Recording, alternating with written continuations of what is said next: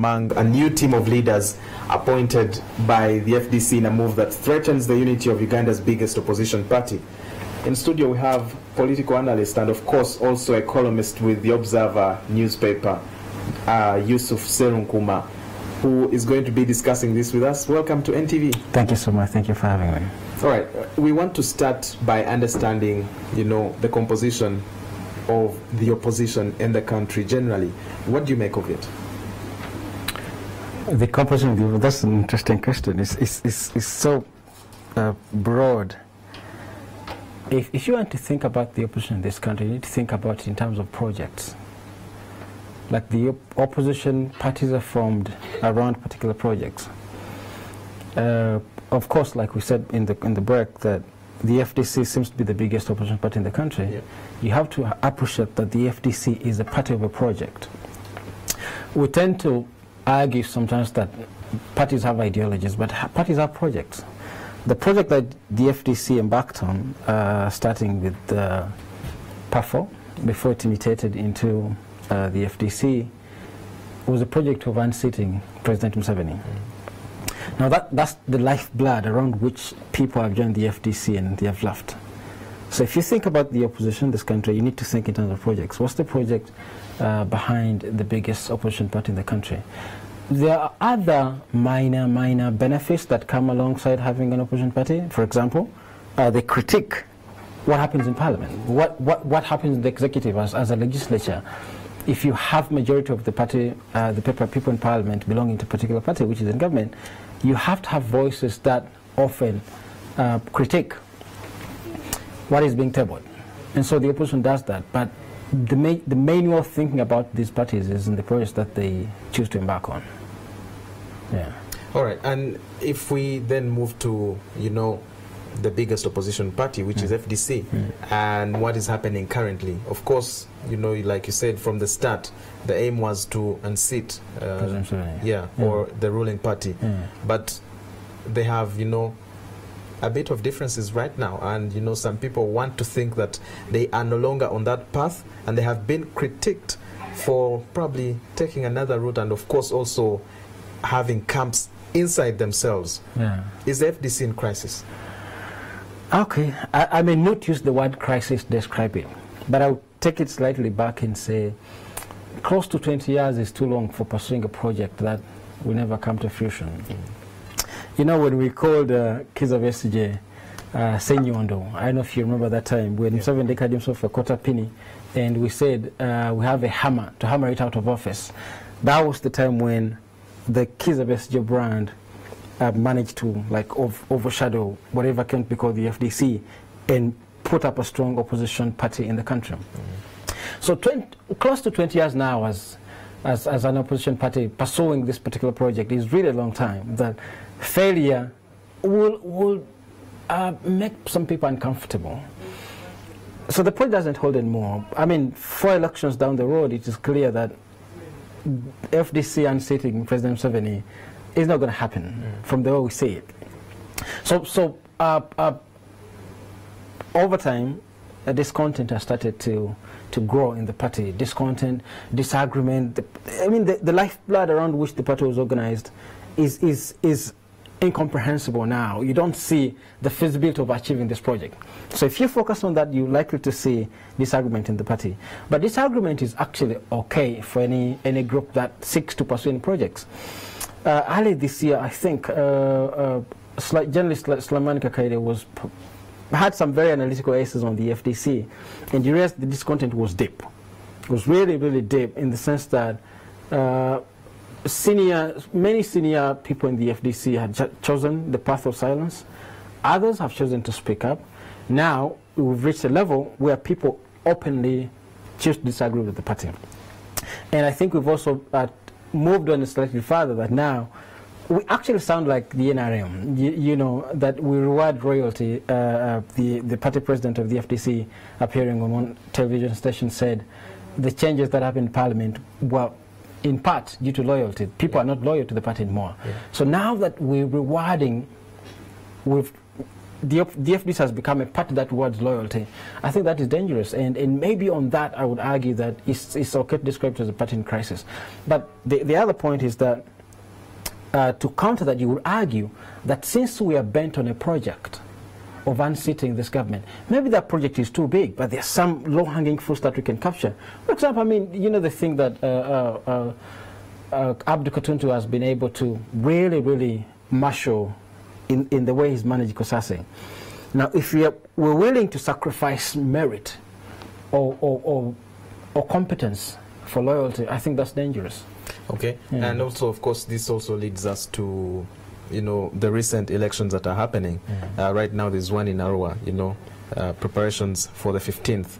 The FDC lost in all the previous, you know, municipality by-elections, including the new election in Bujiri. Yeah, exactly. And, you know, this was seen as, you know, people who are becoming greedy, you know, chasing many things and failing to target one.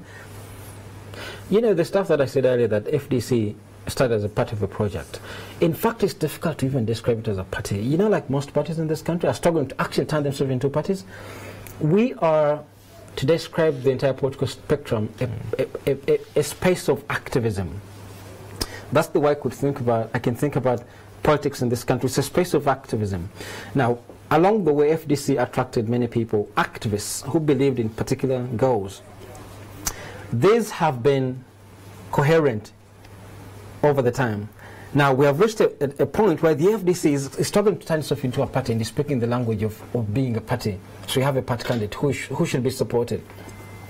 But you know, along the way, you attracted activists who pursued particular projects, and they want these projects delivered by other activists, irrespective of where they belong. So this is where you realize that, you know, Basali was an activist for so many years, members in the FDC who believe in his activism, because our political space of activism chose to support him going against the party.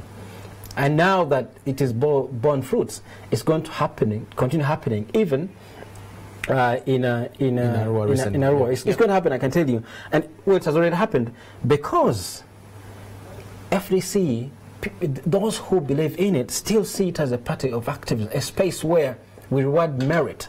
If somebody is able to put up a front, maybe not in pursuit of the bigger project of unseating President Museveni, but say checking the excesses of the parastatals of government, checking the excesses of those who in different departments of government that are holding on to so much money, that is what people are going to relate to, and they'll pursue that. So members in the FDC will actually fail. And by the way, this is very interesting that even Kizza Besigye himself is an activist. All right, the only person who has tried to create a party out of the FDC has been Gisha Muntu, but Besigye remains through and through an activist. Now, he has attracted many activists alongside himself. These are the people who are actually disagreeing with the party. When you choose a little known, unknown, obscure candidate for him, FDC flag bearer, they'll go against you when there's a solid, renowned, acknowledged, tested candidate standing. They also often go for the activist. And this is what happened in Bujiri, this is what happened in Chadondo, this is what is happening in Arua. But you know what's the danger? Because right now, there is word, I was reading somewhere, that 22 of the 36 MPs representing FDC in Parliament are planning to, you know, break up or break off and form their own party. Not to say that this is true, we need to, you know, check and counter-check. But also, there's been word by renowned journalist Andrew Mwenda saying that FDC will break up, FDC will break up. Will FDC break up, and who will lose? Firstly, the disintegration of any opposition political entity in any country is dangerous, not to the opposition party itself, but to the country. Because by and itself, the ways in which parliamentary democracies are organized, you must have a solid opposition. Not for the sake of the opposition itself, but for the good of the country. That having a solid opposition helps check the excesses of government. The government is the best. It's you know, in very serious political economic terms, it's called an association of lawyers and merchants. That these merchants are often pursuing their personal interests. So you have to have a solid opposition plus a solid media to often check the excesses of government. So if the opposition is in disintegration, the first the first victim is the government, is the people, including government itself, by the way, because you see government is often put on right course by a very nosy, a very attentive opposition in media. So the first losers are us, the people of this country, because the opposition stood for what it was, not Bessege's thing or FDC thing, but because parliamentary democracies have to have strong opposition units. Now, if you come to the party itself, Mwenda has been right and wrong. Mwenda is right in the argument he puts forward. The only way that he's first many people disagreeing with him is that the way he packages this message. He's often very confrontational, very aggressive. The packaging has been the slight that he's committed in pursuing this argument. But also it's simply that Andrew has summoned the courage to say the obvious. Like I said to you earlier, if you read, I think in April or March, The Observer documented, had a series of very well researched essays by journalist Sulaiman Kakaide, and they showed what was actually happening in the FDC. Behind the facade of a strong opposition party, there's so much competition, there's so much egoism, there's so much disagreement and so much graft within the party. So this disagreement, well, you would argue that this happens everywhere. I mean, even in the ruling parties, even in similarly more organized opposition regimes in Europe and elsewhere. But those would be weird comparisons. You need to come back here and seek to address these issues. If they're not addressed, and the opposition is disintegrating as we see it, it's dangerous for all of us. But like I argued earlier this week in my article in The Observer, that nature does not allow a vacuum to take place. Nature never allows a vacuum. Space is opening that we're seeing activists trying to put the rails back on course.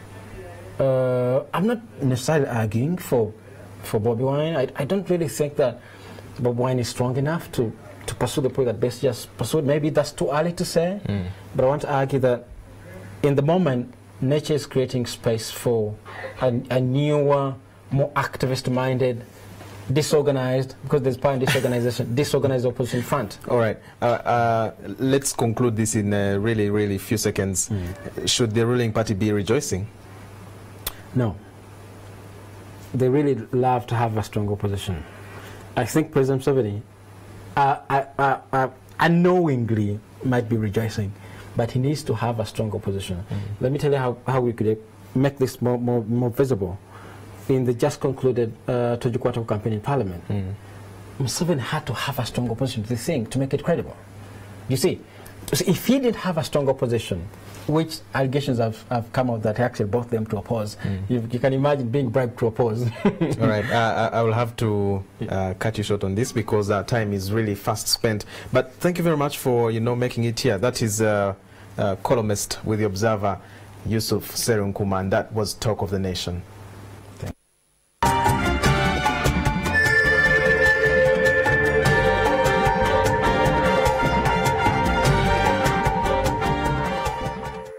Newsbite is brought to you by Safe Drive Uganda, improving road safety. The difference between cancer in children as opposed to cancer in adults is that cancer in children, we don't really know, for the most part, what causes it.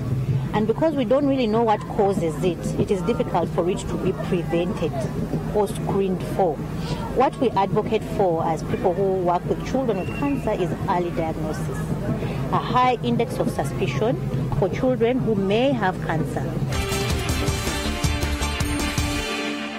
Currently, our inspection stations are located in Kawanda, Nabingo, Namulanda, Namave, Gulu, Mbale, and Barara. Safe Drive Uganda, improving road safety.